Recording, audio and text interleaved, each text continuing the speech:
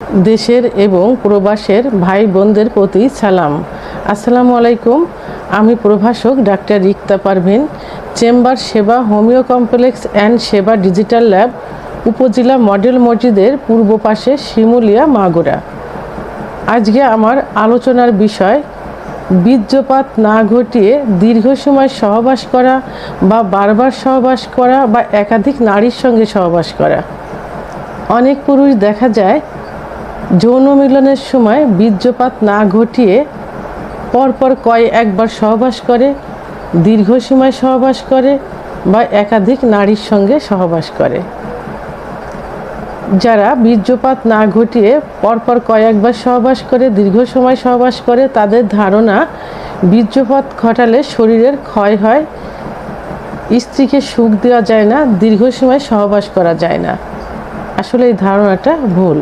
কারণ বীর্যপাত হবার পর কিছু খাবার আছে যে খাবারগুলো খেলে সেই ঘাটতিটা পূরণ হয়ে যায় এবং একবার বীর্যপাত হলে 24 ঘন্টা পরে আবার নতুন করে বীর্য উৎপন্ন হয় এবং যে বীর্যটা উৎপন্ন হয় সেই বীর্যটা দিয়ে পরপর কয়েকবার সহবাস করা সম্ভব। যৌন মিলনের সময় বীর্যপাত না ঘটালে মনের ভিতরে এক ধরনের ফিলিংস থাকে, যে ফিলিংস থেকে বারবার সহবাসে লিপ্ত হওয়া যায় এবং সহবাসে দীর্ঘ সময় দেয়া যায়।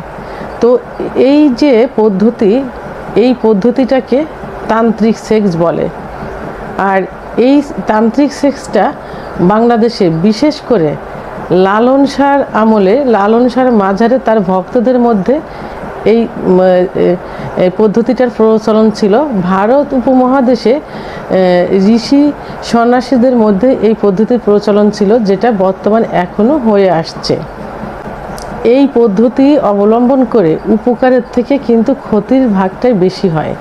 কারণ দীর্ঘদিন লাগাতারভাবে যদি বীর্যপাত না ঘটানো যায় তাহলে মন মানসিকতার ভিতরে অস্থিরতা দেখা দেয়, গায়ে হাত পায়ে জ্বালা যন্ত্রণা দেখা যায়, একটা সময় দেখা যায় যে লিঙ্গ শিথিল হয়ে যায়, উত্থান হতে চায় না এবং কোনো এক সময় পরবর্তীতে বীর্য বের হতে চায় না।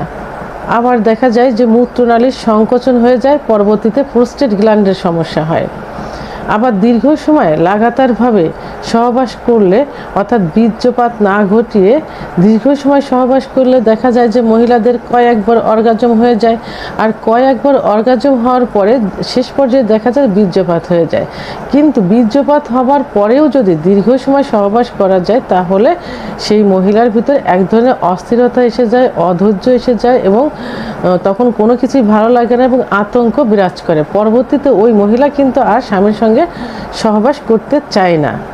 যদি সেক্স ঠিক থাকে এবং সহবাসের সময় যদি স্বামী স্ত্রী দুজনেই পর্যাপ্ত পরিমাণ ফোরপ্লে করা যায় তাহলে বারবারই সহবাসের ইচ্ছা হবে এবং পরপর 2-1বার সহবাস করা যাবে এবং সহবাসের সময় দেওয়া যাবে।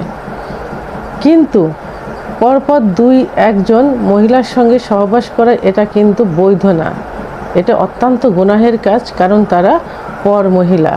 তাই এটা থেকে অবশ্যই বিরত থাকতে হবে।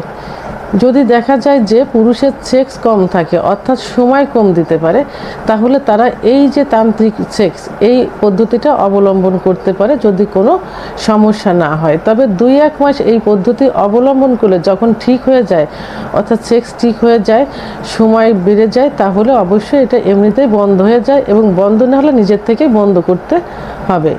আর যদি বড় ধরনের ক্ষতি না হয় তাহলে অবশ্যই এই পদ্ধতিটা 3-4 মাস প্রয়োগ করে, অর্থাৎ সাধনা করে পরবর্তীতে যখন ঠিক হয়ে যায় তখন এটা বন্ধ করে দিতে হবে। তো বন্ধুরা, আমার ভিডিওটি সম্পর্কে যদি কোনো মতামত থেকে থাকে তাহলে অবশ্যই কমেন্টের মাধ্যমে জানাবেন। আর ভিডিওটি ভালো লাগলে লাইক, কমেন্ট, সাবস্ক্রাইব করে আমার সঙ্গে থাকুন। আল্লাহ হাফেজ।